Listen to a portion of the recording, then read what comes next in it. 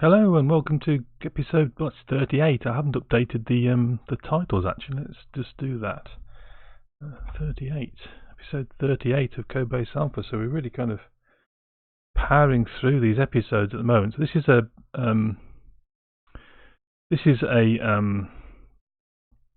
bit of an impromptu stream today. I'm just updating our title. There we go. Part 5 of the synthesizer project, so that should update shortly. So it's a bit of an impromptu stream because I'm really quite enjoying programming this synthesizer, so I thought we'd take a little bit further today. I thought what we could possibly do is work on adding some sub-oscillators, see if we can make the sounds a bit richer, and also give it a little GUI control for the tremolo effect that we developed. We'll probably leave the vibrato, as I said last stream. I wasn't thinking of a GUI control for vibrato, but we may include some, but maybe not today. Cody Beard, welcome to the stream. Good to see you. Before we start, I just want to show you a couple of bug fixes I made off stream. So there was a couple of things I noticed which weren't quite right. So let's go and have a look in the code. So the first thing that I'd forgotten to do was to actually wire up our low pass filter, the variables on the low pass filter, to the creational low pass filter. So what I've done here is I've added these two parameters to the where we construct the low pass filter. So we weren't passing those through. So when I was kind of changing the cutoff frequency and the value of Q, which is the kind of the attack, the aggressiveness of the cutoff, it actually wasn't having any effect. So I fixed that. And the other thing I've been and done is to sort out some of the signal generation. So over in the signal generator class here, this is the synth signal generator. This is my variant on the one that comes with N-Audio. I've actually changed the way that the square wave is generated. I'm taking the sine wave and then I'm just taking a maximum or minimum value for that, rather than it being actually a true sine wave. It's now a square wave. It's either at the maximum or the minimum. And then for the triangle wave, I've used this quite different mathematical calculation. So I was going through the different ways you can calculate a triangle wave. And the one that was being used was absolutely fine, but I wanted to use the sine arc sine version of the math there. So that's now been changed. And then in doing that, I found that there was no way we could actually generate a triangle command, because I actually misspelt the word triangle in the UI. So sorted that out. So let's get a quick run up of our synthesizer, and we can show you that actually working. So here we have with the sine wave. So if I play the note A, we've got that coming through. Okay, and so I can now do a sawtooth, and that'll be A again. So we can see that waveform. I'm just going to plug my headphones in. I think they're not plugged in. I'm not hearing that. That's better. We've got some headphones in now. Okay, so there's a sawtooth, and you can see we've got a nice sawtooth wave, like that. The square wave is indeed square, and the triangle wave is indeed now triangular, which it wasn't before. So the low pass filter, which we've got here, we can enable that. It doesn't have that much effect on sine waves or triangle waves. On the sawtooth wave, then as we vary this, if we lower the cutoff frequency,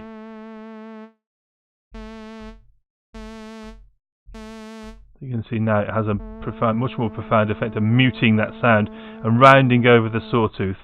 And if also what we can do is, if I put this back at 4000, if I change Q, if I lower Q down to 0.1 there, you can see it really rounds off that sawtooth. And the higher it is, the more angular it is. So the lower this number, the kind of fiercer our attack. And at 0 we get no sound at all.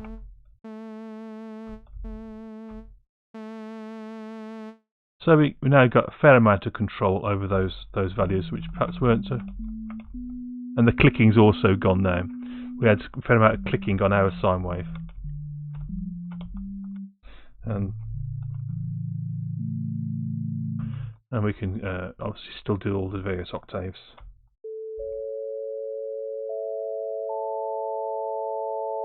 And our little visualizations work quite well. Okay, so we've also got our envelope generator over here, which we can control, and that was always been working, so we're okay with that for the moment. There's a few kind of issues, like this 25% needs to be over this side here. So we'll sort those kind of little gooey niggles out, but also what I want to do is add in here the ability to switch on a sub-oscillator.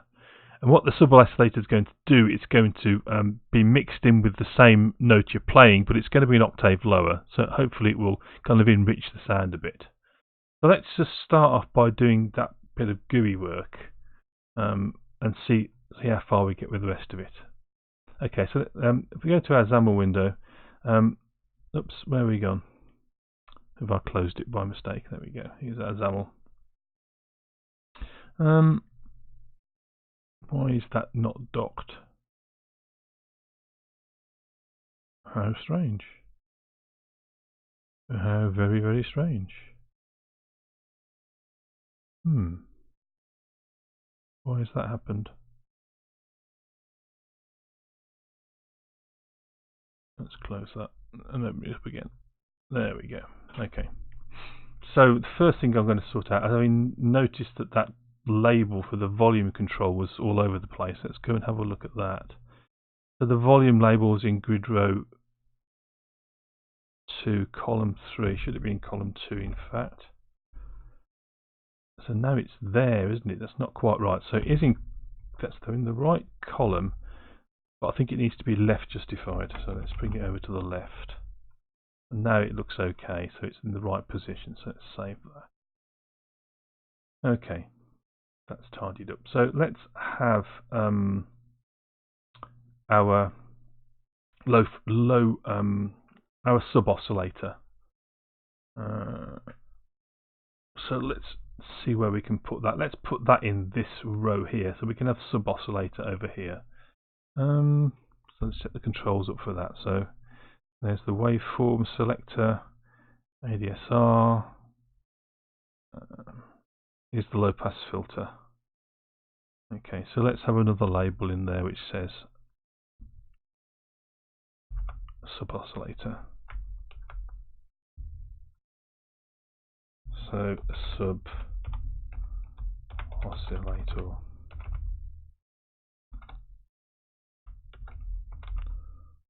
Sub oscillator. There we go. That looks in a reasonable position, and we'll just copy this checkbox and put that at the end there. So it's going to be sub oscillator.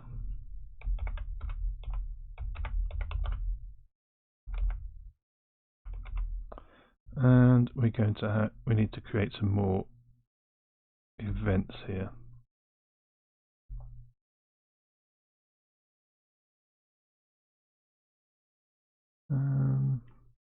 And this is going to be a new event handler, sub oscillator checked, and this is going to be a new event handler, sub oscillator unchecked. Okay, why can't we see that control? Where is it? It's outside the stat panel. Is that the problem? Yeah, I think it is. Let's cut it out of there and pop it in after the slider. There we are. So there's our sub oscillator. We need to move that across, so it's, in fact, we probably need to do that with both these things. They're not really lined up underneath their respective labels. So let's move this one across. Let's give it a margin. A margin of 5000. Oops, not dots, commas. We need to make it a bit further, so let's make it 15 across. A bit more.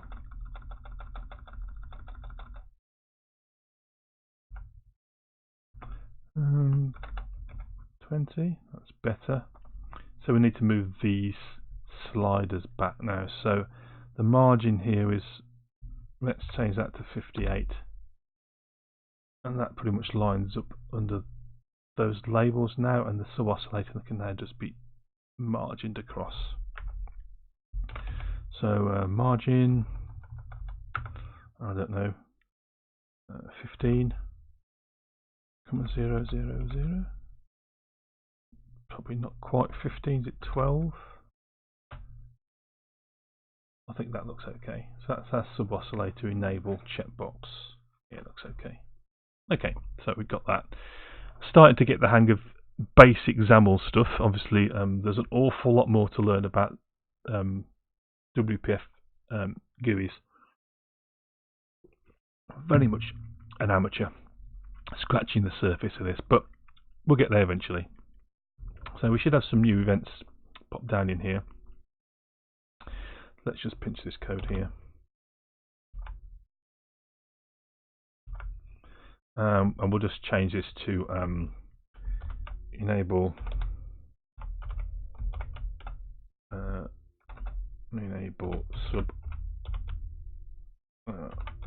sub-os, true and false.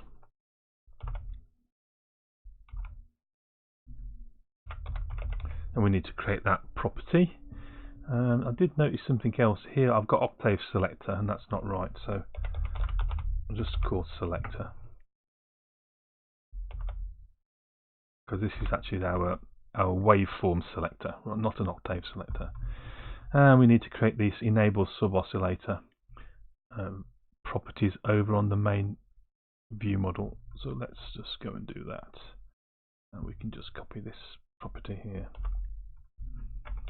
I should be using Code Rush, but I don't know, it gets more difficult to remember to do a lot of this stuff. Have I upgraded to Preview 6 yet? I have on my work machine, so I'm still on Preview 5 here, Coded Beard.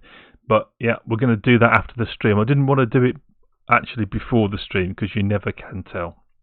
I did upgrade Visual Studio, and one of the things I've noticed is that the Code Rush menu is no longer under extensions. So I think that's a combination of a new version of Visual Studio and a new version of Code Rush that's been installed.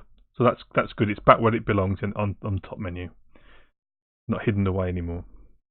Okay, so we've got our sub oscillator, enable sub oscillator selected there. So let's pop down into now where we're on the key. We want the key down. And when we create our synth provider, we want to say we want to pass into that the value of sub oscillator into there. Okay.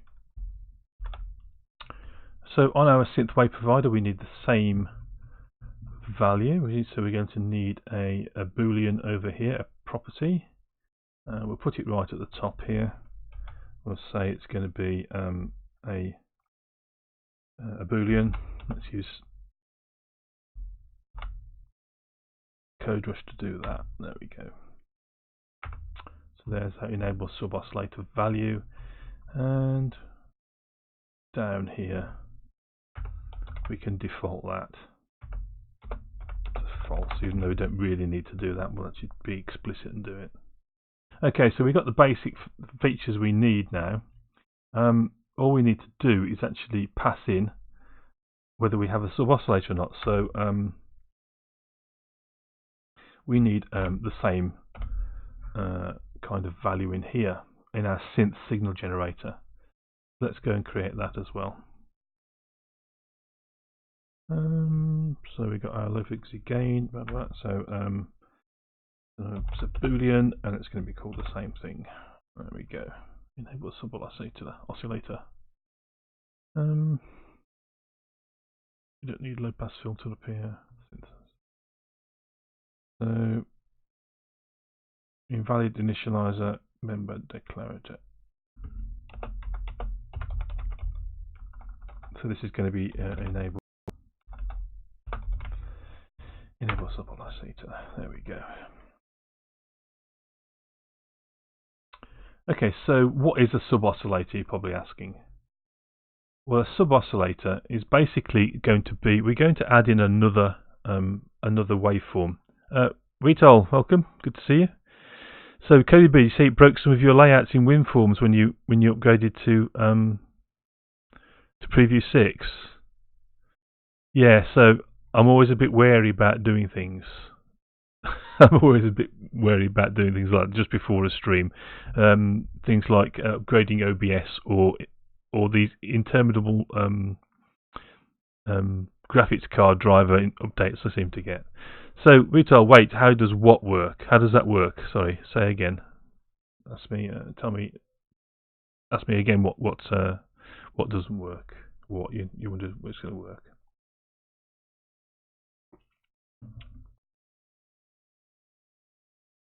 Okay.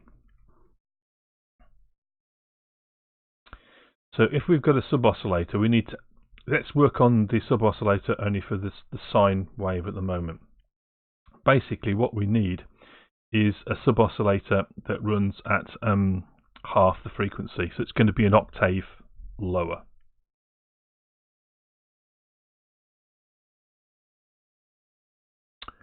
So we're using enable sub oscillator in initializer without a value. Yeah, I'll fix that. So Kelly B, you reckon it was the new high DPI features they've added? Okay, for forms, and your forms are badly laid out in the first place. Well, your headwind compilation error. Let's compile and find out.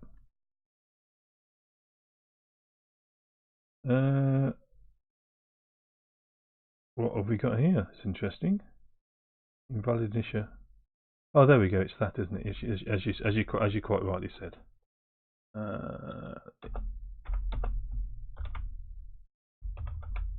Thank you, Riton. Thank you for pointing that out. So that should rebuild now. There we go. Thank you. I do kind of rush ahead.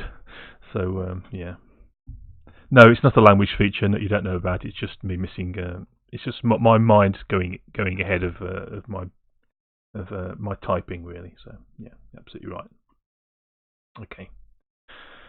Back in the signal generator. So we're going to create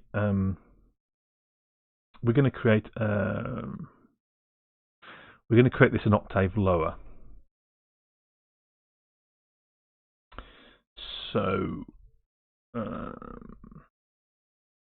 frequency gets set here.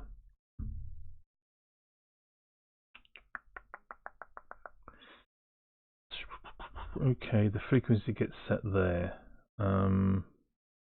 Over in our synth wave provider, this is where we work out the frequency.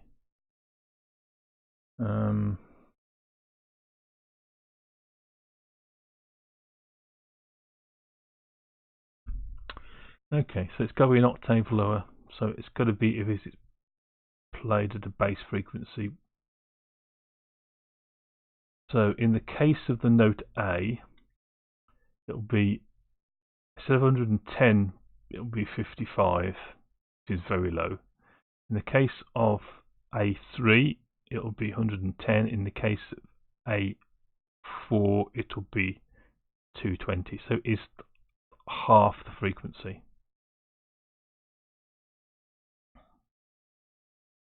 It's half the frequency. So that's what we'll start off on that assumption. Okay, so we've got frequency here, and that means that we can get public double sub oscillator frequency is going to be given by the frequency divided by 2.0.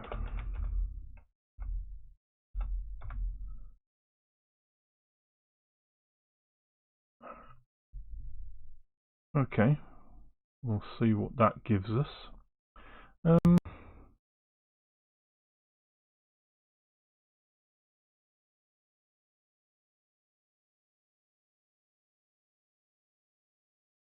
So let's work on the sine wave only. So what we can say is that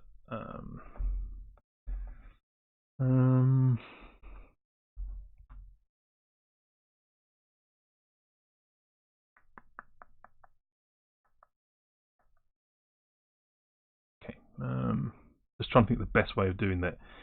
So if enable Sub Oscillator, then we need to do something. So we need to work out this component here, this sine wave. So let's grab that, and we'll just, for the moment, it'll be var sub oscillator is going to be equal to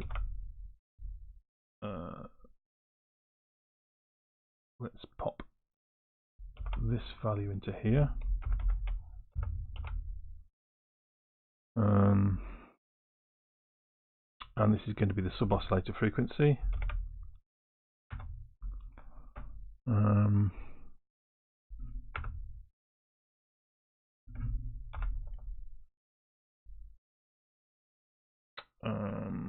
Okay.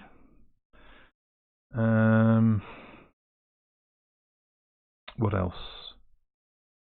And then the sample rate, sample value, is going to be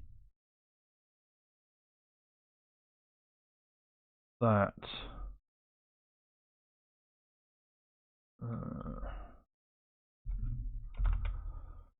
that plus this sine wave, which is sub os.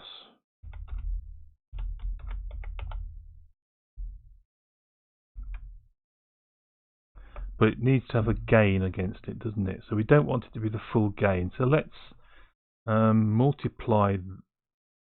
So let's say it's in fact that the gain of that.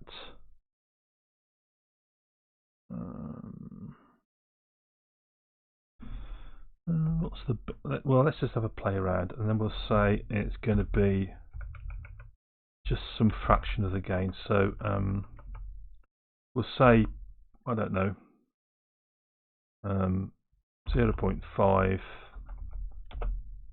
times the gain times the sub oscillator, like that. So we don't need that anymore. I've no idea what that's actually going to sound like. So then we have else, and then we can just pop braces around that. So I'm sure we can tidy this up somewhat.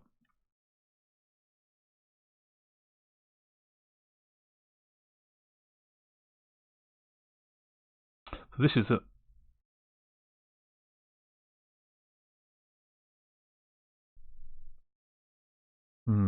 okay, well, let's just give it a go. We'll have a play around in a bit. So I thought maybe it was some loud. Sorry, yes, we caught up with that one. Okay, so let's see what it sounds like, and that'll give us a clue. So we've got a build failure. Use multiple twice, have I? There we go. So we just need to define multiple above.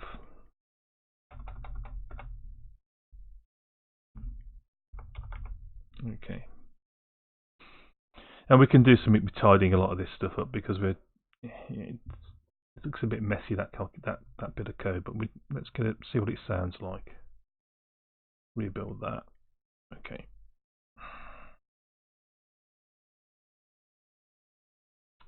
Let's switch on. So here's we have sine wave. That's all we set up. Here's the note A with the sine wave. Let's see what happens if we enable the sub oscillator. Nothing at all. Okay, well that's something at least. I think our value is not getting passed through, is it? So let's just pop a breakpoint here. Oops, that always catches me out. Bring up power. So we've hit here and it's false. So value is not passing through. I've had this before. So let's see if we can sort that out. So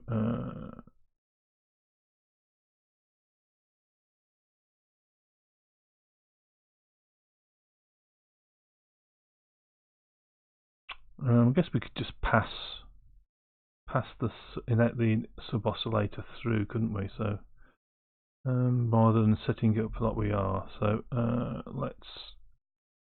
let's do that. Sample wave provider.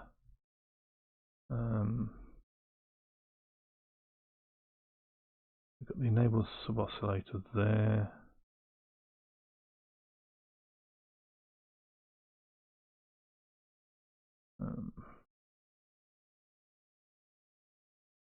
So source, so we can set it as the source, can't we?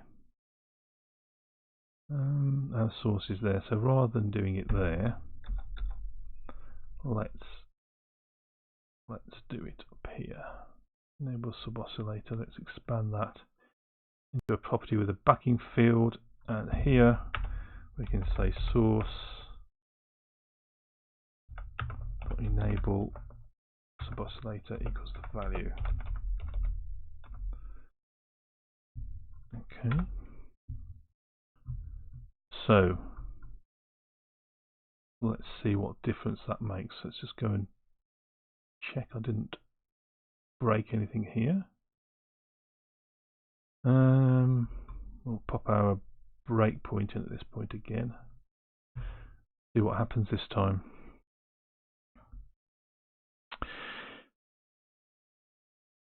C# is still not a good language.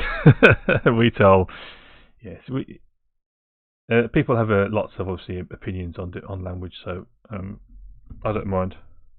I like C#. I use it on a daily basis, so that's why. I also like F#. So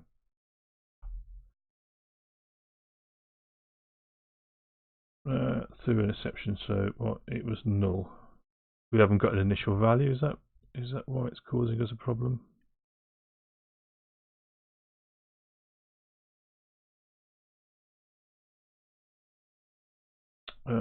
Null reference.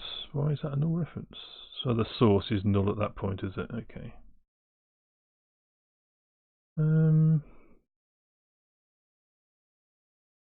That's interesting. Why is the source null?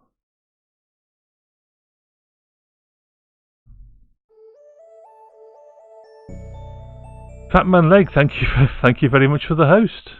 I've not come across you before. Thank you very much. That's wonderful. Fatman Leg, I like the handle. It's very good. Let's have a look what we're doing.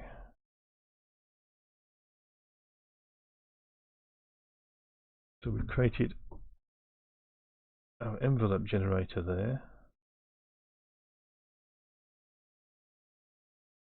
It's because I haven't played a note, isn't it?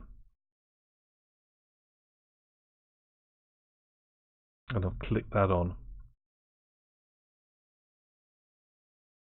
Okay. This is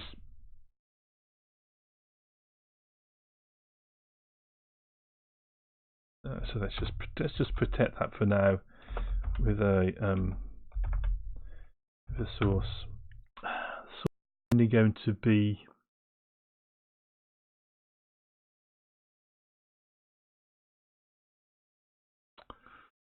I think we're going to approach this a different way then.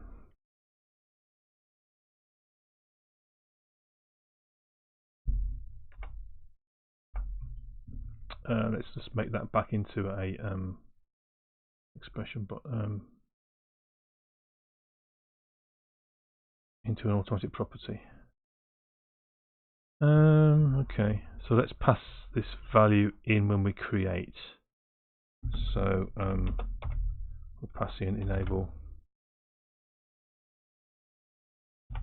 Where has it gone?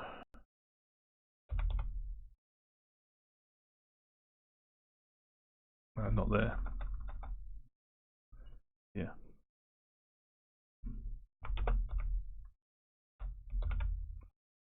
Pass it into that. And then in our signal generator, we shall accept that as a property. And that can go in. Let's just move things around a bit.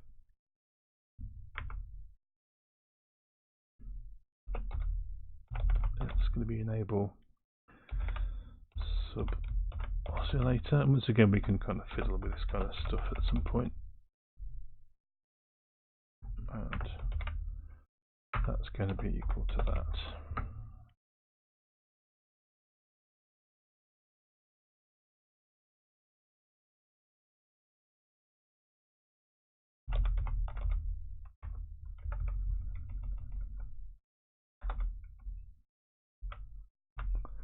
What's it complaining about here? What doesn't it want an equals there? Oh, Boolean. See, mind racing again. Going ahead of myself.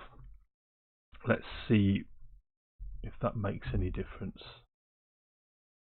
Build error.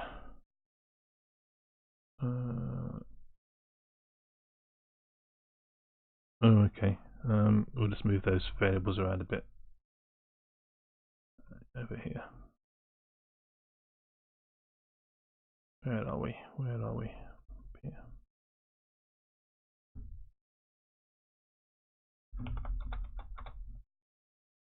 Pop that there. Okay, should build now. Switch on. Play A. That's false.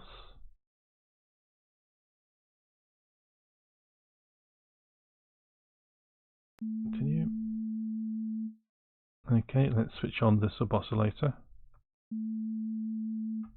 Still not taking any effect. That's strange. I had this the other day and I was never really convinced about why. Still false. We've passed true in, I should have thought. Okay. It's obviously going to be eluding me, so let's have another look back at the code. So we're okay with synth generator because it's synth signal generator, so that should pass that in okay. So what's the value at this point? So we're setting it to false.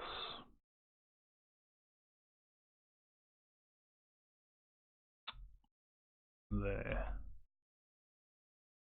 So let's try it when we don't force it to be false.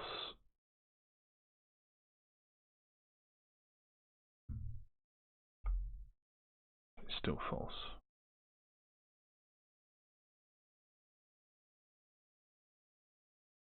So it's initializations again, isn't it? So when we click that button, click that, we set the view model to true. We uncheck it, we set it to false. So, fair enough. Katrina Aim, thank you very much for you're my 200th follower. Thank you so much for that. That is absolutely wonderful. Thank you. I really appreciate that. Yeah, so 200 beyond my wildest dreams when I first started this a few months ago. So thank you very much, Katrina. So I really do appreciate that. So here's some electric ALF hype for you to celebrate that. And we'll follow that up with some hyperspatial hype as you're the 200th follower. So as soon as ALF has finished is he going to finish? I don't think he's going to finish today, is he? Okay, well let's sort him out. There we go. And here's some hyperspatial hype. So this is infinite ALFs. This is these are WebGL shaders that have been created by a friend of the stream, Fields Nable. So there we go, lots and lots and lots of alphs. I just do love these animations. Actually, they're all done in real time, so that's actually being calculated on the fly. It's pretty impressive. Okay, so we're setting these values okay there, just like we do with enable low pass filter. So let's go and have a look what we do with enable low pass filter. Synth signal generator. We want to go into our main thing here. So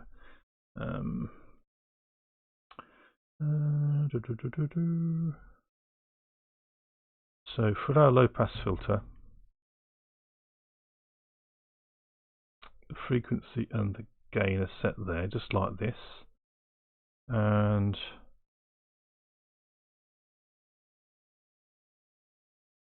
okay. Where's our key up? So we're setting up the synth wave provider with those values.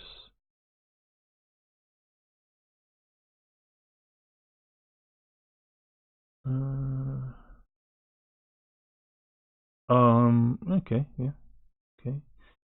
So we've got an enable low pass filter there. Where's that used? So we add it into the. Okay. We pass the Q and the cutoff in for the low pass filter.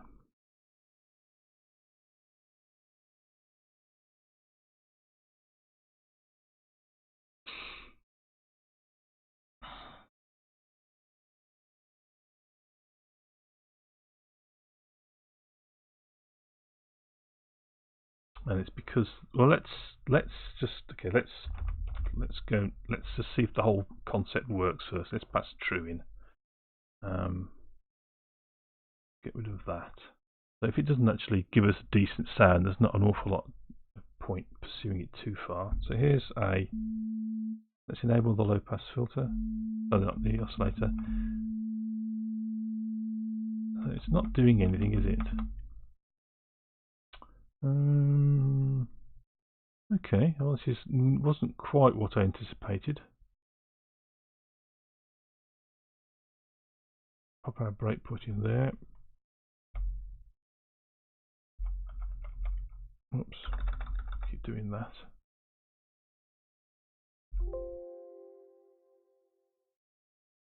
And it's still false. It's still false. Okay.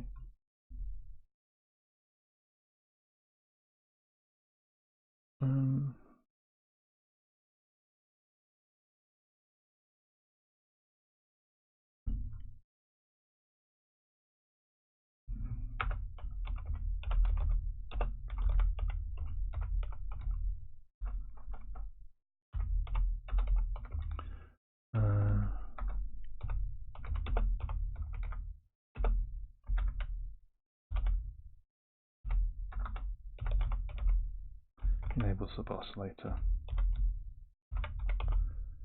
Let's have a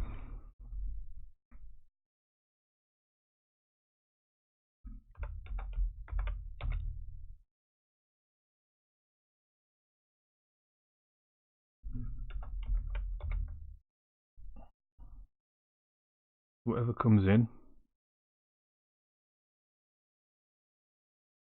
We're going to pass true into the synth signal generator.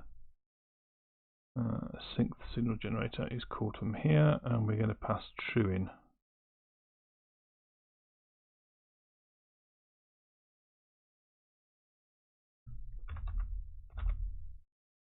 Okay.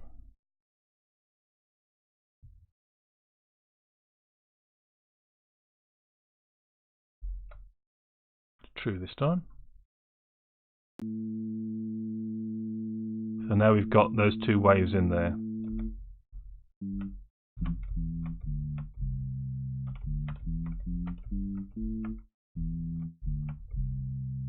That does sound quite nice.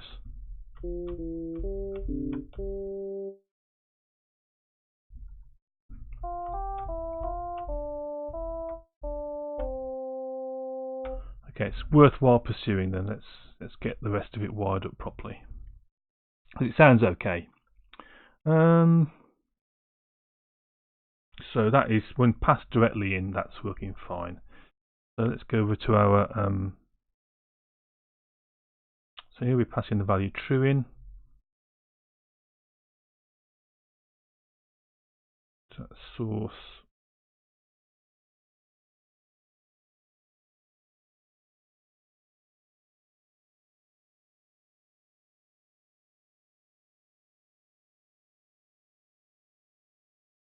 So let's go ahead and do what we said we were going to do in the first way. We're going to make this into a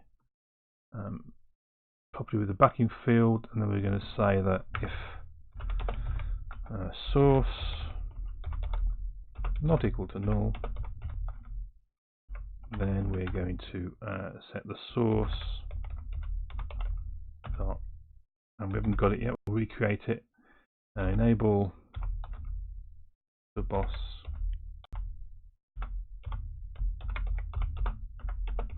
true, to value rather. We need to go back and recreate that over here. Don't want that anymore. We're not going to pass it in. Is the basic idea. We want to control it from outside of the class. This is going to be no longer required. Oops. Go. Bye bye. Let's have that. Enable Sub-osc back in there.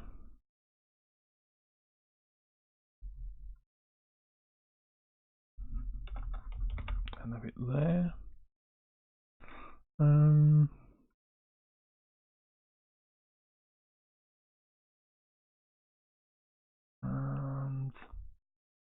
back over here.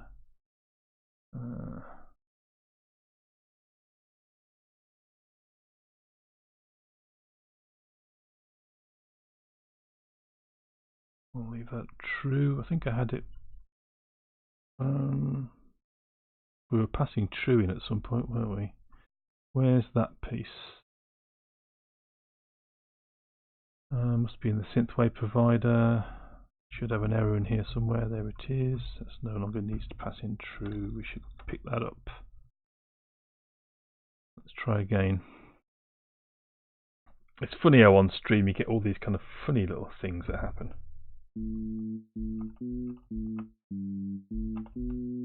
That true is passing in now, isn't it? So we just need to wire it up so it happens when we pass. When we click on the button there, click on the checkbox. So that was over in the win here. So this is going to be whatever the value of enable Sub Oscillator is. So let's give that another go. John. So we shouldn't have it now, which we don't. We'll enable it. We do have it. There we go. We're working.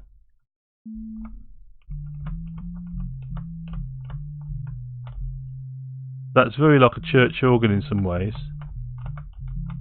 And then if we kind of put in some bass pipes,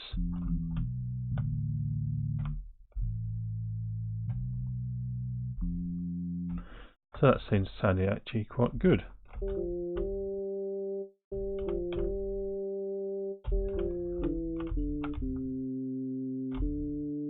It's not really Beethoven's Fifth, but sounds a bit like it, didn't it? Okay, so we've got our Sub Oscillator working. Let's cross that off. Let's just now extend that Sub Oscillator to the other wave types. So on our synth signal generator, which is like a homebrew version of the one that comes with N-Audio, we can now add that kind of code in. So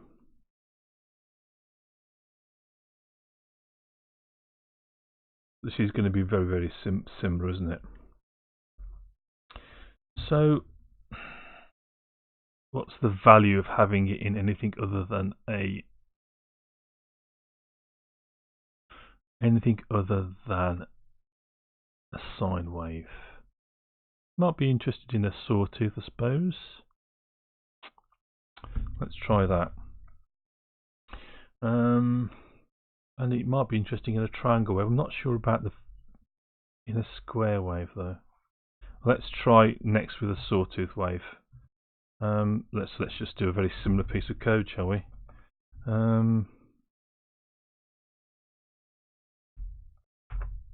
So if enable,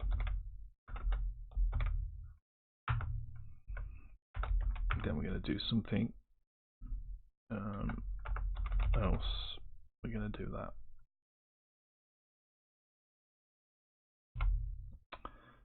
So what are we going to do? We're going to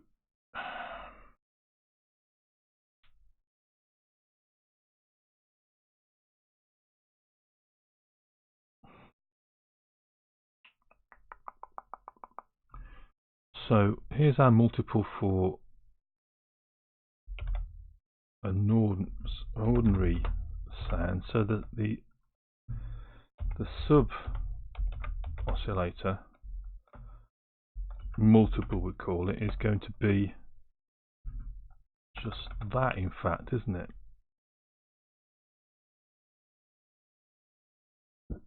Pardon me.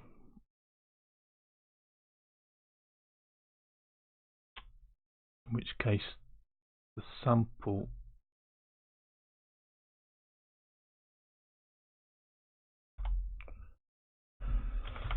what's the sample saw going to be? So in the case of the sine wave, we simply added them together, one at half gain.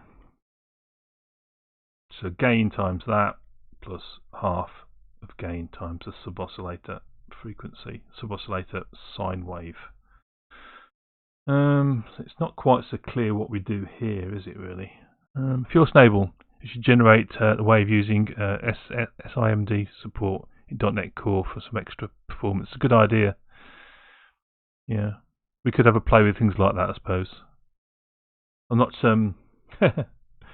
yeah, I'm not familiar with the concept you're talking about, but I've heard of it, and it's, performance. We're not kind of struggling on performance at the moment, but that could well happen. We're doing a lot of calculations, especially as one of the things I wanted to do was have kind of analog sawtooth waves rather than digital sawtooth waves.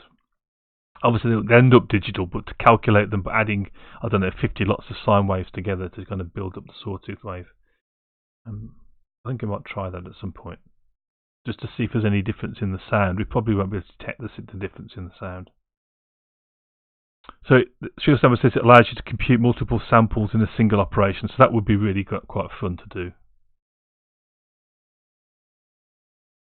Right, so our sample saw is going to be, so we're taking the modulus, so let's add it in at this point and see if it makes any effect. So it's going to be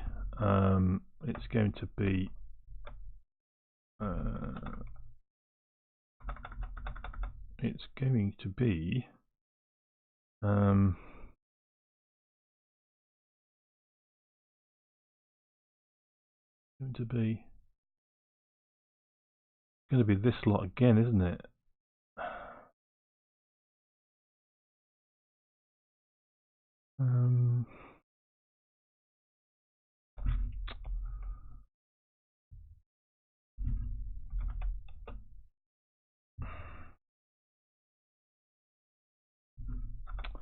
So we need to take the modulus of 2 with 2. So we want to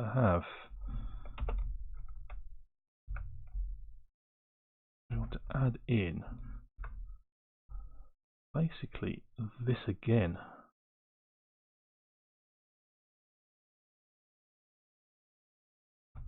So let's pop that in the brackets.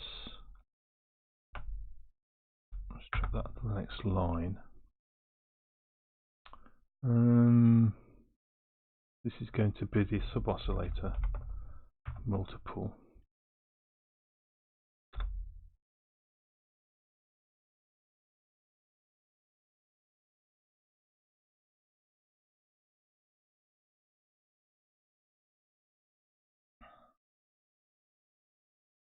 that's going to be at full gain. That's the problem with that. Let's give it a go and see what it sounds like. I'm not even sure applying this to anything other than a sine wave is really a great idea anyway.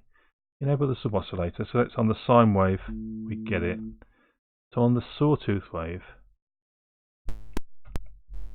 yeah, we get it freaks out, doesn't it? So that's not the answer.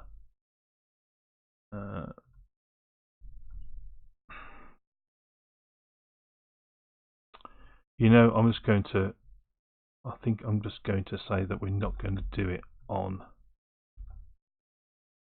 the sawtooth wave. It may be just a step too far, because it really was a sine wave feature that we wanted. We can add.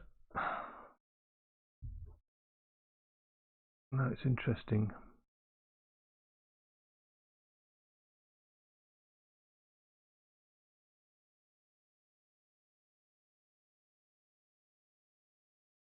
I think we'll leave it in with sine wave, because it sounds quite nice on the side wave. And I'll go and have a think about what we can do in terms of other wave types.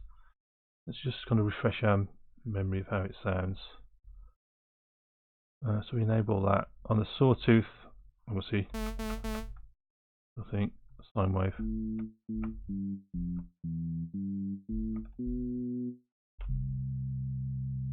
Oh, that's pretty good.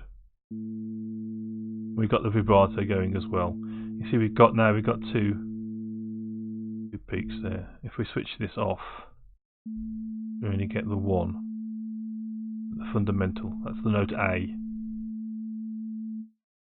And there's the fundamental there. We get harmonics either side.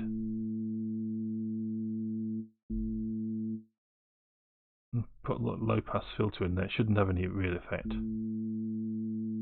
If we drop our no,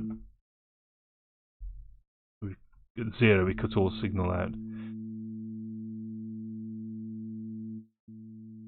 We're making it quite quiet there because we're losing a lot of volume, I think. So it does have an effect though.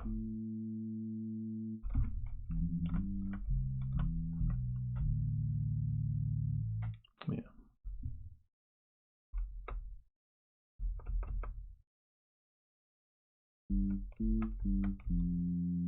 Okay, well that's another feature added at least. Let's switch off. What I'm going to do is go over to our issue. I'm going to put episode 38 added Sub Oscillator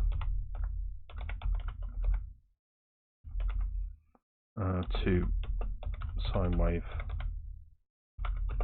Only need to investigate the feature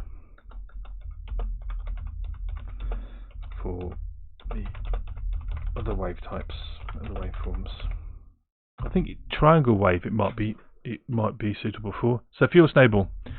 It's a reason to look into SIMD. Yes, it is. That's a good point. We can have a look at it certainly. So fuel stable says, I wonder if I could, if one could make the frequency display more stable by finding the beginning of a period.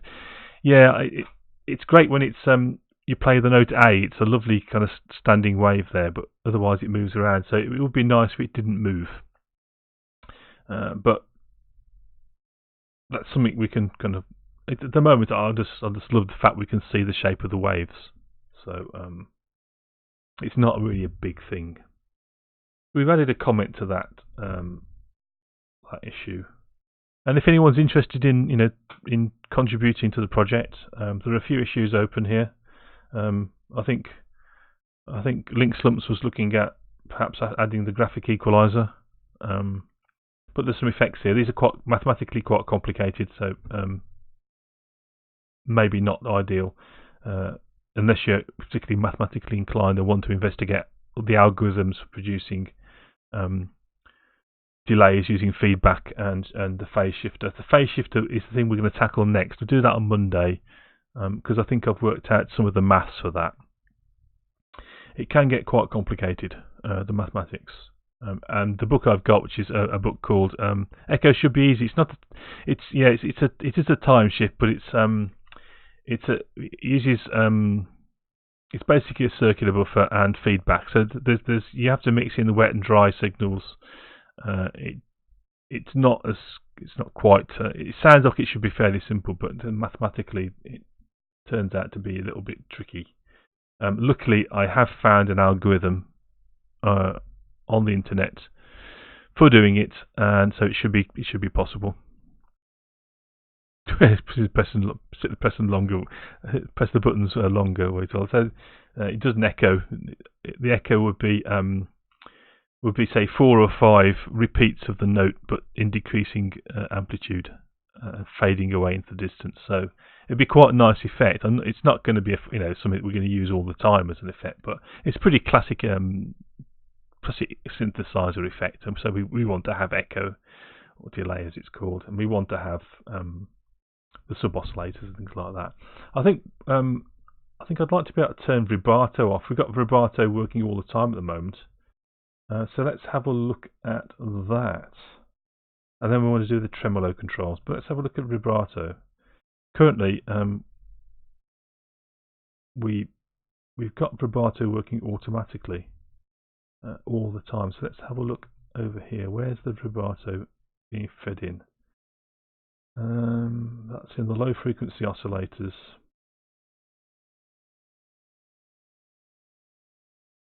That's the low pass filter being set up. Must be higher up. Is it vibrato being added? So this is the tremolo effect being added here. So we need to be able to control that. At the moment it's set to no tremolo, so zero volume change on the tremolo. I think the low frequency bit is in here. So we've got a function here where basically if the low frequency oscillator gain is 0, then we just return 0, so that this little addition here to our wave, the frequency modulation here, is going to be 0, so it just gets ignored. So it's when we're setting up LFO gain. So that's being passed in.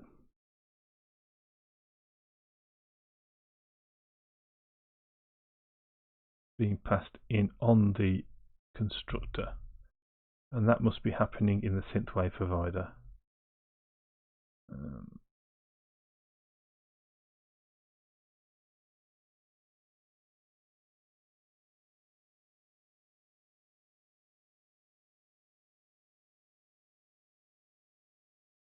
So we're currently not passing in it. I thought it had vibrato. It sounded like it had the vibrato on. Let's play that. Let's start it up again and I'll make sure. Sine wave should be good enough. There's definitely vibrato going on there, isn't there?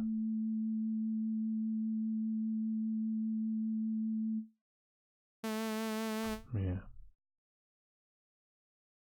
So let's remind myself of where that's happening. JB, thank you for the follow. My 201st follower, so thank you so much. That's really fantastic. Have some electric Alf.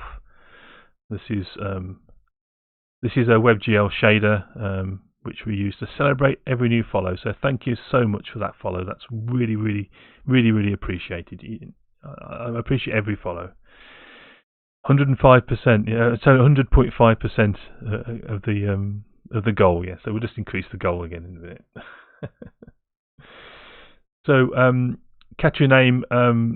I did say that I would gift a sub to the 200th follower, so I'll sort that out at some point in the very near future.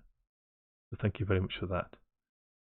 Okay, so let's attack this problem. Where are we setting that vibrato? Tremolo. Must be over in the synth wave provider class.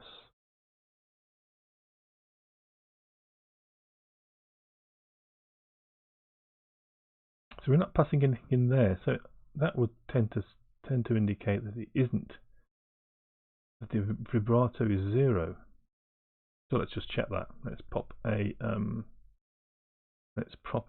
breakpoint there and see what happens.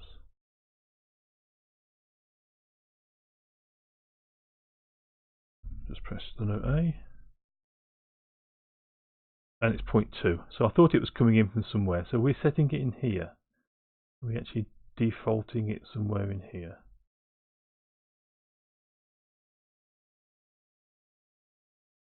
So that's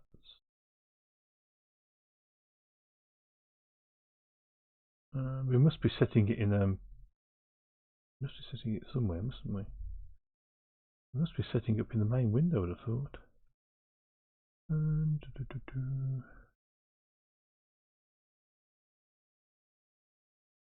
Nothing there. We're setting it up here.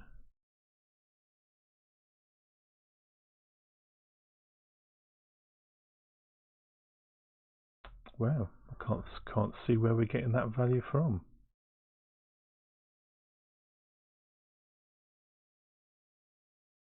Low frequency. We must be setting it somewhere.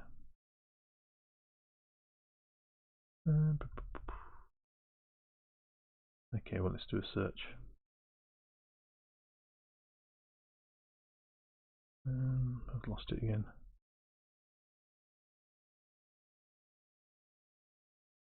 Let's go and find that.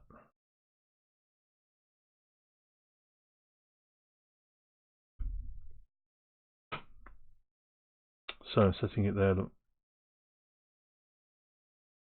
There we are. There we're setting it.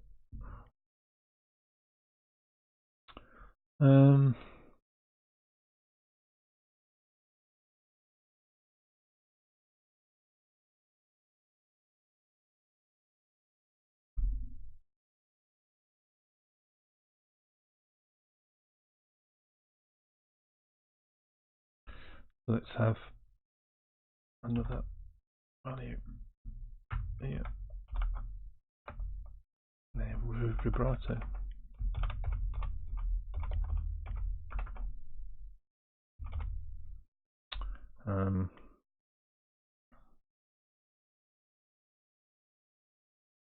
Let's go and wire that up first. Over here, let's have another checkbox. Can we fit something in here? I don't want to fit it in there really. Okay, well, we can shorten these a bit rather than Sub Oscillator.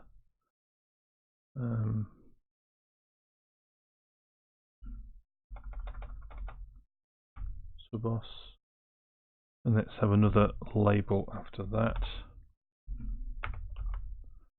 That can say vibrato.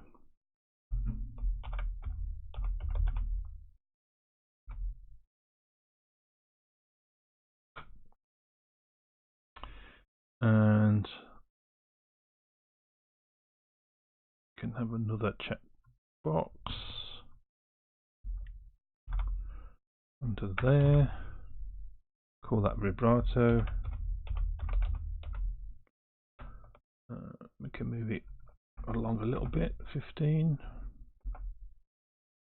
18, 17. Yep, that looks okay there. And let's set some more events up.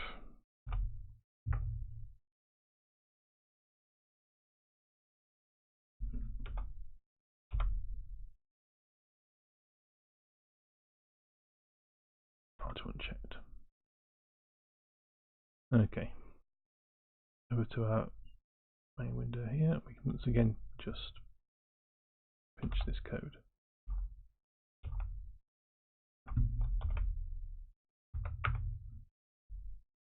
That's true. And enable rate.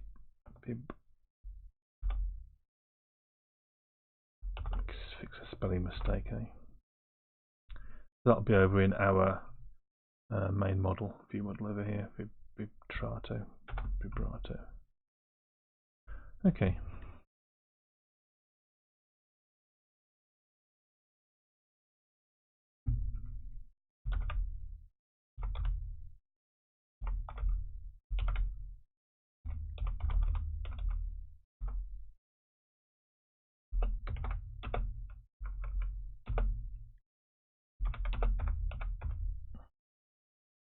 In fact, we don't. It's only the gain we need to do that on, really. So let's just do it on the gain.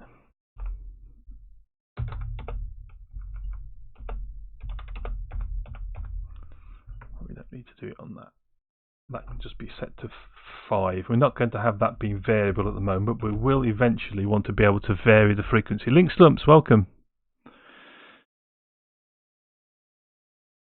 You like messing with sound, Fearless Noble, but you can't compose. Well, no, I've written a few kind of ditties on the guitar, but they aren't very good. So did Ev, welcome.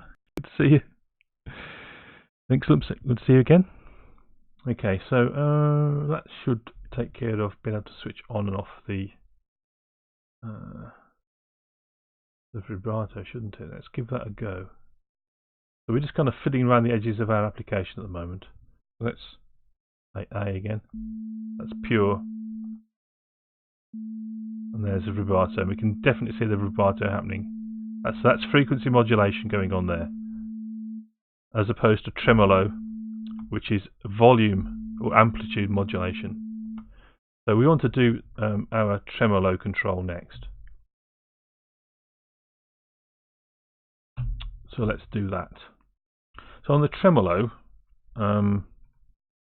we have a couple of variables. So let's find our tremolo. That's the tremolo's here. No, where is it? It's in the signal chain. So we've got a tremolo sample provider. So this is like having a bit like having a guitar effects pedal. Currently, we're feeding 0 into that. So we want to be able to control the low frequency oscillator frequency, currently set to 5 Hz, and the gain, which is currently set to 0. So that means it's having no effect on the volume of the signal. So all we do is to produce a kind of a wobble on the volume, and the vibrato is the wobble on the frequency. And we can put both of them together and see what kind of effects we have. Let's go over to our main window. So we can have our tremolo control here, and it's going to be basically a copy of this low pass filter set of controls here. So let's just grab all of the stuff for that low pass filter. So we want a stack panel. Let's grab that stack panel first, and we'll come down here, just make some space. So this is going to be good column 3. Yes, there we go, we're in there. We can get rid of these two values here. Low pass filter is going to be tremolo, and then we're going to have frequency of that, and a gain control. Okay, frequency and gain. So we want a checkbox to enable it, just like we did before. Let's set waveform, ADSR. There we go. So we're going to have a slider and a checkbox. So let's just grab all of that stack panel. In fact, we'll grab that stack panel as well. Grab that. I like cut and paste coding. It's wonderful. So we can close that in. Let's pop that panel there. So this once again it's going to be in. This is in row 4.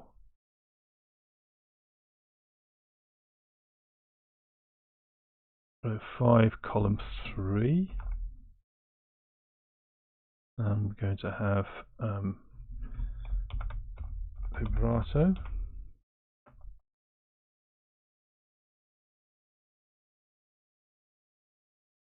Vibrato. Where is this appearing? We're in the right place. Row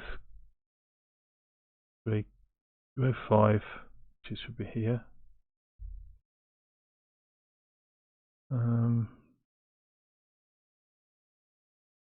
The vibrato is already defined in this space. Vibrato on. Let's get that. Oops.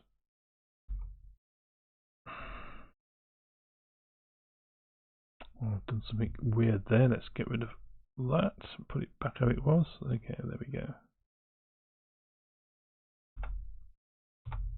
Create a filter, a new event handler, vibrato on checked, and vibrato unchecked. So why can't we see it? Is that where it is there?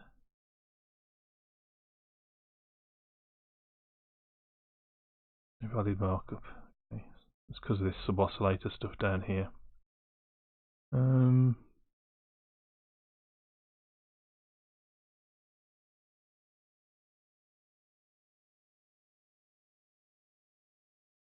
Oh, this is tremolo, that's why. Yeah, that's why I'm in trouble. It's tremolo we're working on, not vibrato. That's better. Okay, so where are we? Where was I? Sub oscillator, vibrato, and this is going to be tremolo.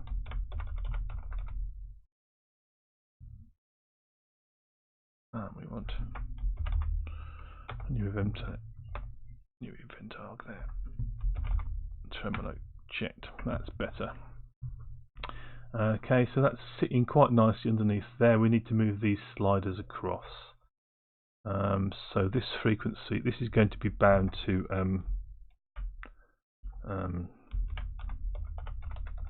tremolo frequency, and this is going to be bound to tremolo gain. And we get to show off the nice T4 templates that the Fuel Stable provided for us, which is always fun. So let's try this at 30, 20,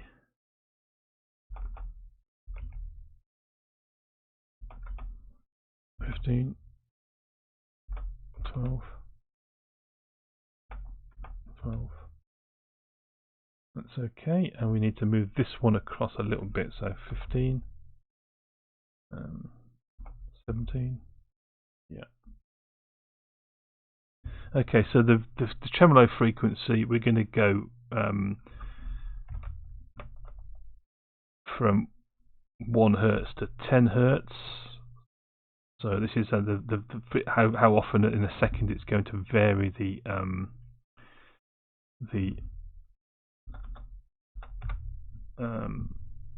volume, and the gain we're going to go from 0 to 0.5. So that's half the volume. So it'll vary the volume by half the total master volume, which seems enough to me. And then we've got some labels. So this is going to be the Tremolo Frequency label.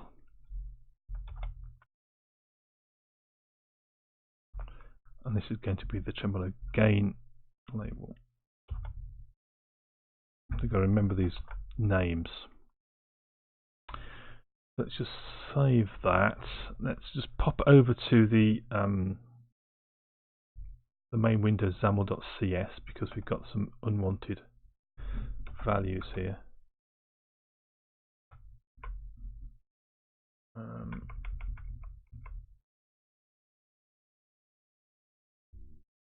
Tremolo check. What happened to tremolo unchecked? Tremolo unchecked.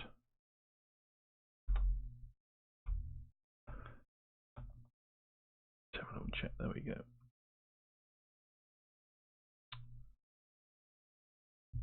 Okay.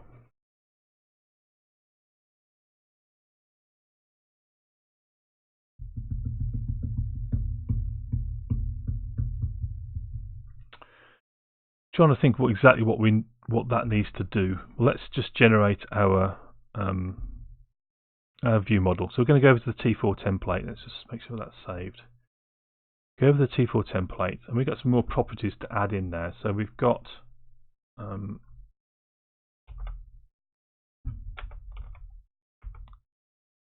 two properties. So this is the template that's been created for us very kindly by Fuel Snable, and it enables us to build the connections, the bindings. Hello, Michael Jolly, happy tacos. Good to see you. Welcome to the stream. We're not going to be going for much longer, but got a little bit more to do just yet. So what did we create? We created Tremolo Frequency, and that's an integer.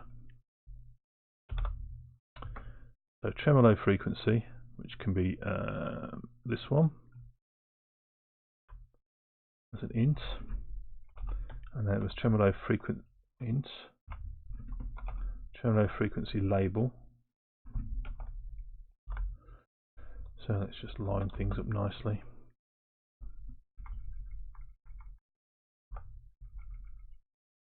And then we've got the Tremolo gain,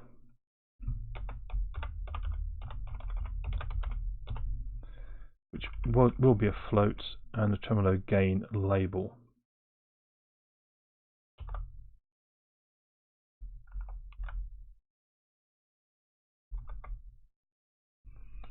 Like that.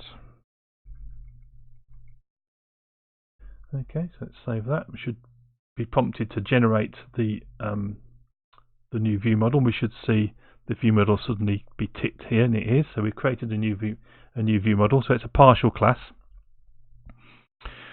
The value plus label seems like a common pattern. Yes. Maybe we could get smart on it, but it's wonderful as it is. So I'm quite happy, to be perfectly honest. So we've now got those.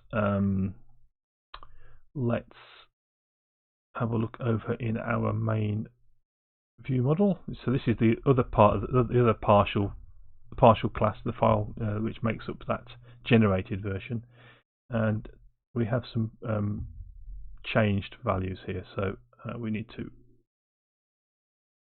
copy these. So on change of Tremolo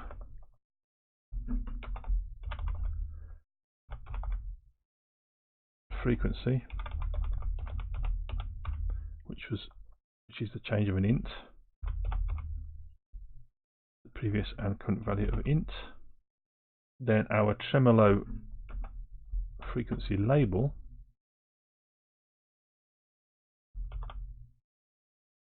that's what we called it, wasn't it? Tremolo Frec. It hasn't got the full word, so we need to go and change our model. I knew I'd get that wrong. Tremolo Frec, it is correct there, that's good.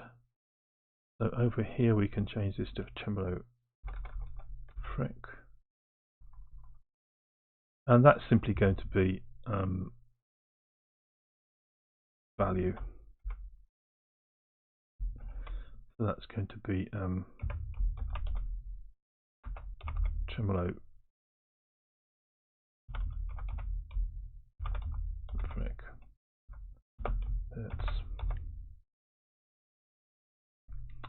And then we've got something similar to this again, and this was our Tremolo gain, and it's a float this time, so Tremolo gain label.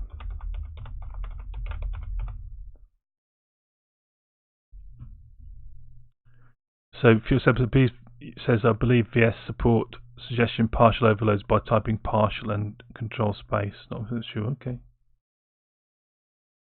Tremolo gain, and then that's going to be simply a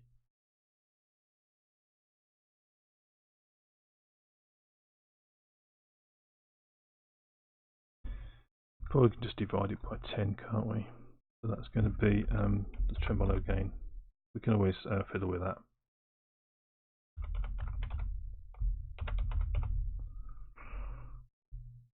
Let's go and see if that works.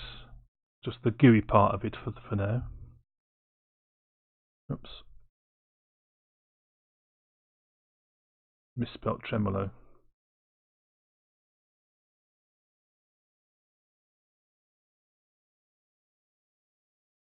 Tremolo. There we go. If you watch my stream regularly, you'll know why why I keep getting so many spelling mistakes. It's just that I just don't seem to be able to stop. I've got CodeRush here to try and help me.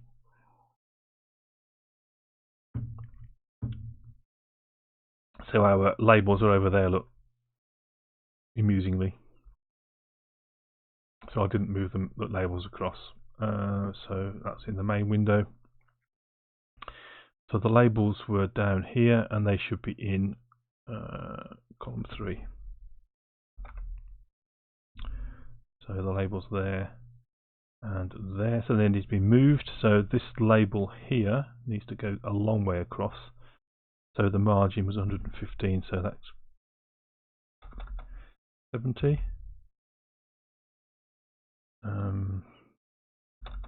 65 perhaps, and this one here, that looks okay. Do they clash at all? I think that should be okay, so let's give that a go. So now that's okay, and what we'll do, I think we'll have that snap to the ticks. This one here just needs to move way across, it's too wide, and that can snap to ticks as well, I think. In fact, it is snapping to ticks quite nicely. Is this one? Yeah, it's got continuous movement, so we'll get that to snap to the ticks as well. Okay, so I think the fact is this is a width of 16, it only needs to be a width of, I don't know, 30, and that means it can move across 80, 90, yeah, and then this one here, well, that can move across 12, 14, yeah. Let's run that up again.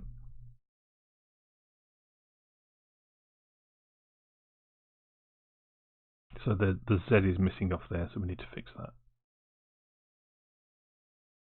That needs a percentage on it. And we really could do with it snapping, couldn't we? Okay, so this one, the Tremolo Frequency, the width probably needs to be 40.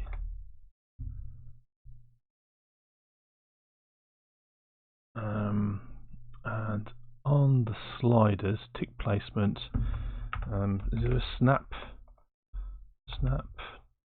to device pixels, tick,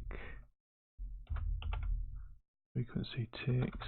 I'm sure there's something that will make it snap to the ticks. Is snap tick enabled? There we go. True. And we'll have that on the other slider as well.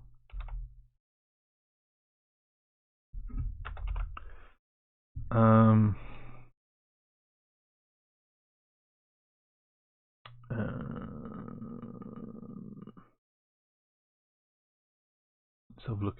Make sure I've got that hertz showing. Yeah, that's there. So we need to give it a default value. So that looks okay.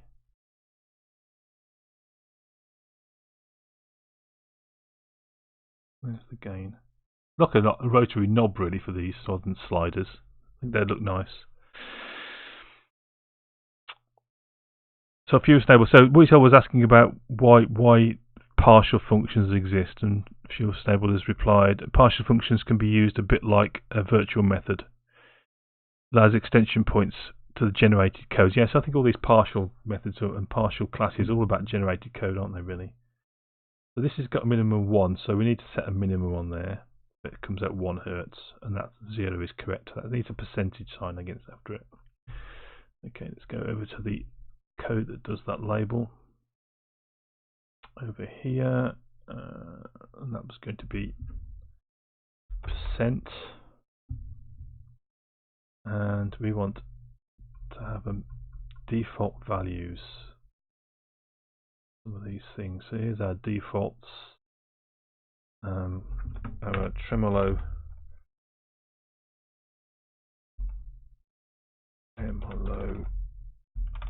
frequency is going to be 5. That's changed. Just tremolo freq.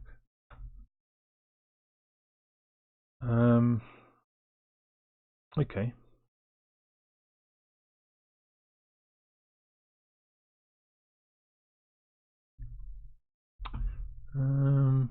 So over in the main window XAML CS, we've now got these methods. Let's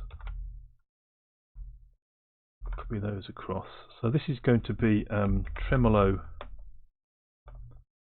gain.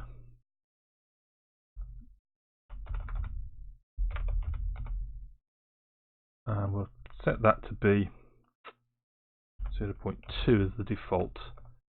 And tremolo gain is a float, so F. And then tremolo gain. Oops.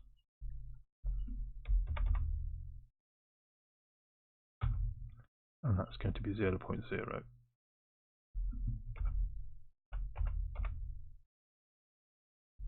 Okay, let's run up and see what happens.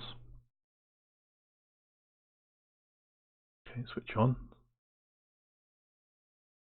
So we've got no value for 0, so I need to sort that out. Okay, well let's play a note. No tremolo on that. Let's enable the tremolo. I think we haven't wired up those values. That's the problem there.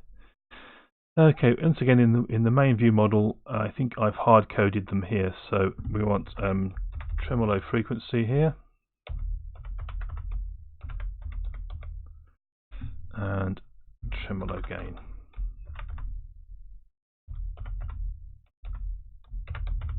There. And over in the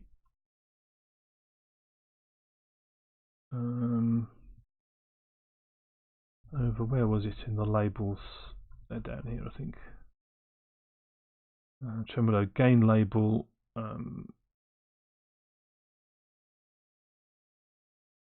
So tremolo gain greater than 0.0 F. Then that.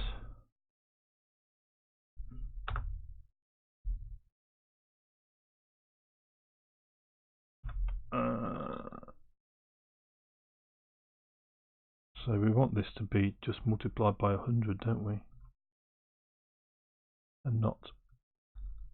So it's going to be a percentage.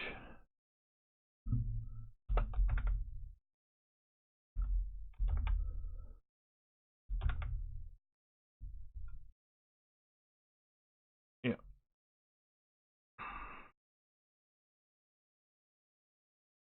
Okay.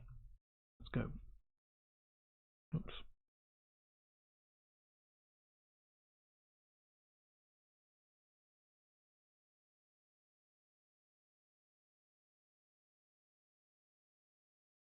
I've got an int on there.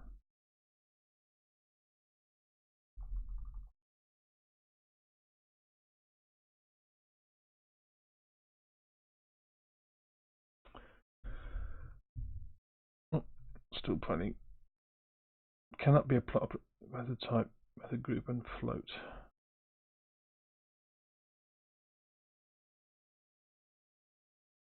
So I need to just put a brackets around it or something.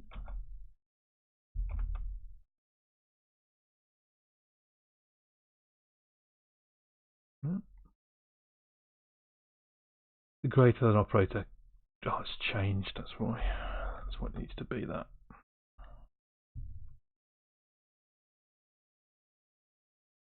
There we go. Yes, thank you, Rito. You noticed it. I failed completely to notice it. Interesting. Picked up that change, has it? and it is there, okay, but okay, well, let's give it a go. Let's switch it on. There's A. Let's enable some tremolo. I don't know if it's any difference. Not doing the tremolo, is it? Okay.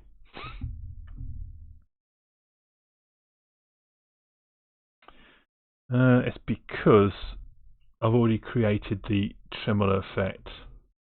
I was afraid of this. This is one of the kind of question marks I had over the whole signal chain, is that we've created it in the constructor.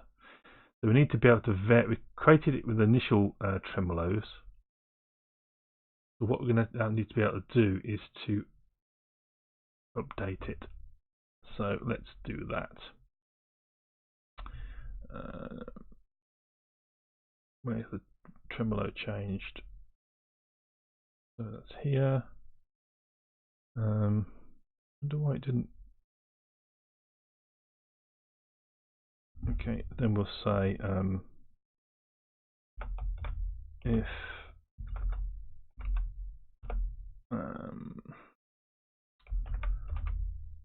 tremolo not equal to null, then what we need to do is in the tremolo, do we have any values we can affect? We don't. So let's go to the tremolo sample provider, and let's give it some properties. So we had a int, and that was called Tremolo Frequency, and we got a float tremolo gain.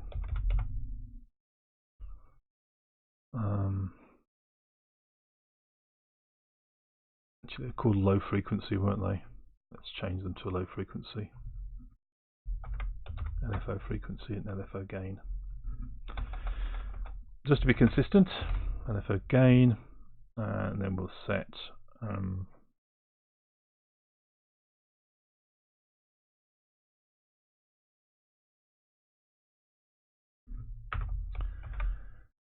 LFO frequency is going to be LFO. Are we doing this once again? It's not going to help us, is it?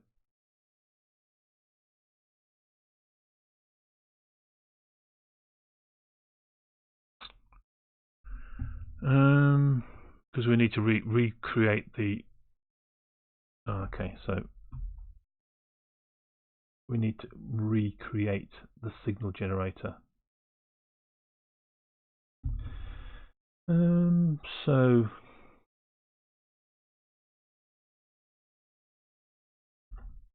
we need a method to do that. Public void update low frequency. This may not be my favorite way of doing things, but then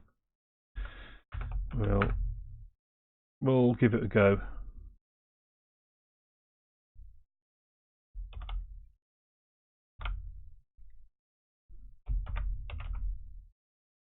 Let's see, LFO gain.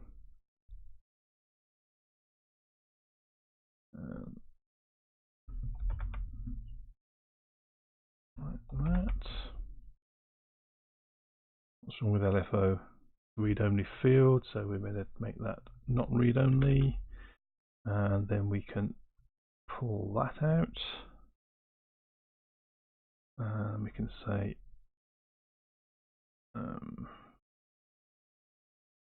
so here we need to say that LFO frequency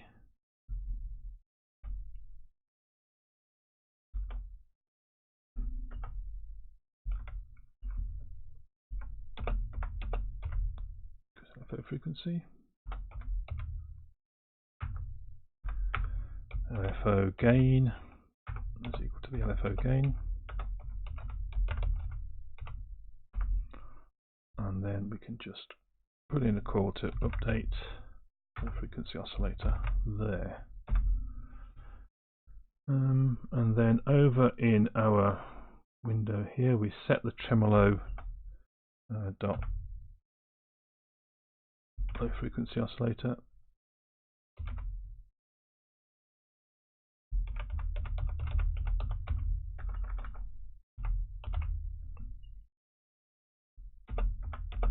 To that value, and then we call tremolo dot update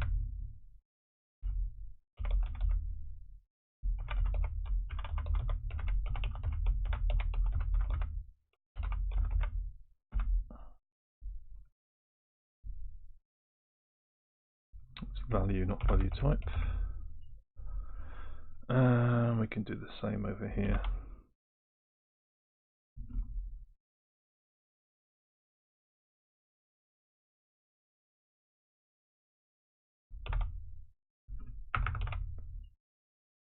We'll call it Analogue gain, and then update. Let's see if that. We may need to revisit that. What's an LFO? It's low frequency oscillator. Name value is not currently exist. Oh, I'm being an idiot, aren't I? I'm thinking I'm in properties. So this is going to be tremolo frequency.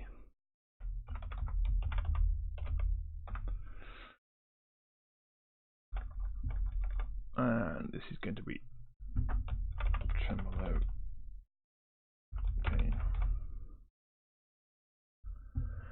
Let's build that, make sure it's happy. Yeah, it's happy.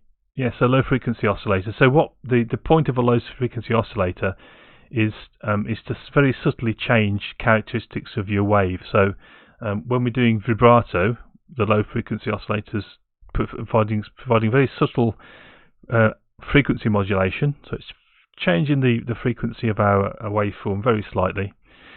With tremolo, we're actually putting that variation onto the volume or the gain or the amplitude, so we get some amplitude.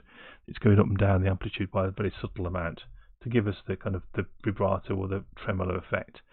And what we'll do if we get this this tremolo actually working, there we go. So you can see it's wobbling up and down. You can see this peak on the spectrum analyzer going up and down. If we now put some vibrato as well, going up and down, and it's wobbling from side to side.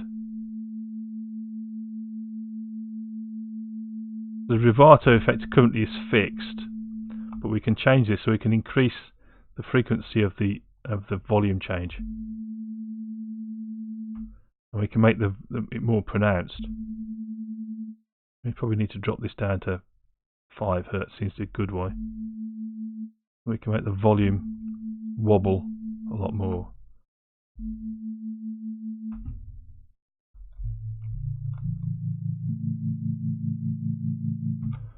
And we can change the octave up.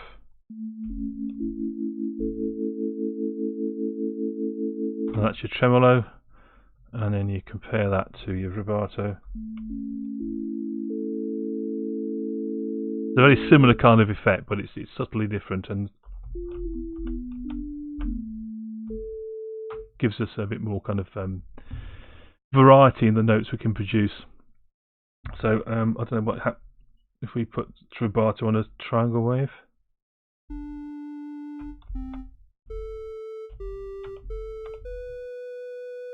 And then we can put some tremolo on that as well. See it wobbling up and down that way. And here it should wobble from side to side, which it does. This is why it's really nice to have this waveform visualizer. Even if the blocks are quite big, it's not a nice joined together kind of line. It really gives us a good indication that our features are working. So not particularly.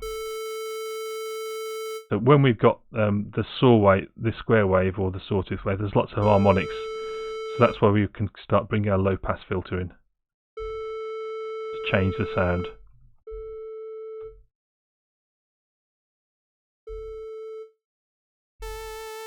How buzzy that is. So with our low pass filter, we'll take some of the buzz out of it, and we can do the same with the So I think that's pretty much what we set out to achieve today. We've got tremolo control in, so let's go and close that. So added GUI controls in episode 38, and we can close that down. And that leaves us with 5 issues left. Some of the, and these are, so we've got the sub oscillators in. We can leave that one open because I can investigate sub oscillators for the other waveforms, currently only available for sine. One thing I did want to do was take a snapshot. Let's take a screenshot of the project. So let's just run it up and switch it on, and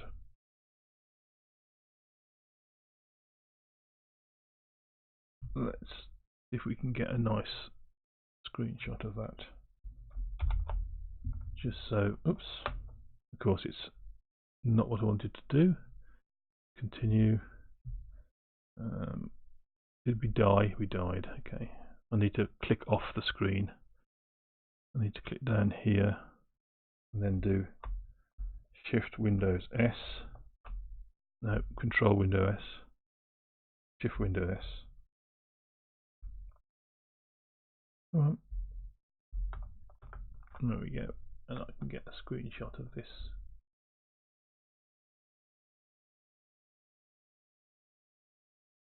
Like that. And there we go.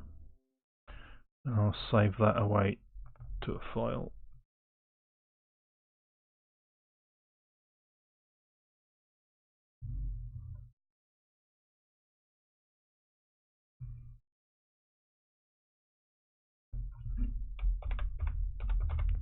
Synth.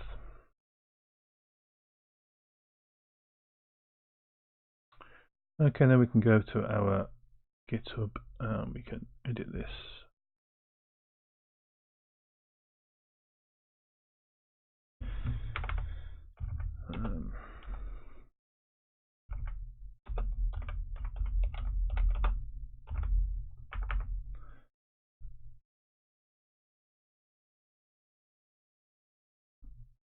And here we added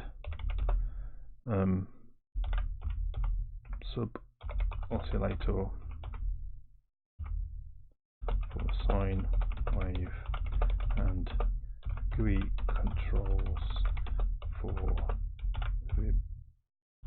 vibrato and tremolo. Okay, make that change. And that'll kick off. I've got an AppVeyor set up for this, so that'll kick off a build. So what we'll do is commit our changes. What do we change? That looks okay. Make sure we build before we do anything else. Rebuild. Yeah. So let's go and put this up to GitHub. So all the code, as you probably know by now, is all up on GitHub. I'll put my GitHub into chat. Do feel free to go and look at it, clone it, fork it, submit PRs, make changes to your own clone version, do whatever you want with it. It's all fully open source. There's no claim. I don't have any copyright or claim on the code. It's all code that's publicly shareable, and you can do whatever you want with it. As the same with all the other code that I've got up on my GitHub repo. Episode 38. Let's commit that. Let's sync that up to GitHub. So that should be on GitHub momentarily. In the meantime, very shortly I shall be pushing yesterday's stream up onto YouTube. So we archive all Codebase Alpha videos to YouTube. Here's my YouTube channel. If you haven't been there, please pay a visit. Do subscribe to the channel. It's free and it helps me out. I'm really pleased that we've now passed the 200 follower mark, so that's a real achievement for me. That's actually literally an achievement on Twitch. I get a Twitch achievement for passing that, so thank you from the bottom of my heart to everyone who has followed and those who have subscribed as well. So thank you so much. If you'd like to talk about anything we work on stream, when I'm not streaming, then we have a Discord. Here it is. So do join me on Discord, and we can talk about anything. If you want, for example, to implement the Alphabot, then I can help you do that. So Alphabot is currently running in chat. One of the commands is the launches command, which gives us rocket launches coming up. So the big one is June 25th. It's going to be an evening launch of the Falcon Heavy, which should be fantastic. So Katrina just followed Sub. But she was the 200th follower, and I'm going to gift her a sub, yes. So don't worry, I'll sort that out. But I'll sort it off stream. What else do we need to talk about? Rapzanigan, thank you very much for the follow. Wonderful. I love the name. I'm trying to kind of place it. It's Simpsons or Futurama, isn't it? Futurama, I think it is, yeah. Okay. So let's see if we can find someone to raid, shall we? Okay, so the only other thing I was going to say was that I do have a Twitter account as well. So apart from following, which is the best way of getting information about when I stream, especially streams like this, which are not scheduled streams, they're just kind of pop-ups, is to also follow me on Twitter, so at CodebaseAlpha. And that's where I will also publish things about space. Thank you very much, Rapzanigan. Thank you for commenting that you've enjoyed the stream. That's great. I'm really enjoying this particular project, and I'm learning an awful lot. I bought a big thick book on audio programming and another book on the history of synthesizers, the hardware and the software style. So I'm going to kind of get into audio programming. So we're going to really try and take this synthesizer as far as we can. Get some complex effects. We're going to have a record and playback, some sequencing, maybe some looping, so we can record a few chords and then noodle over them with the synthesizer. So we're going to try and really kind of build it up.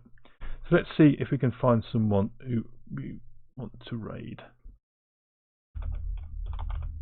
So let's go over here.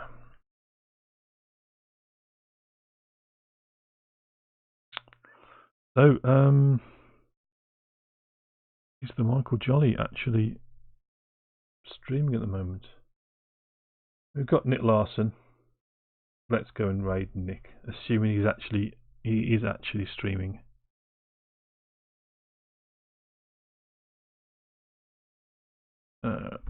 Nick Larson, yeah. So he's got 6 viewers. Let's go and boost his views. So do stay with the channel if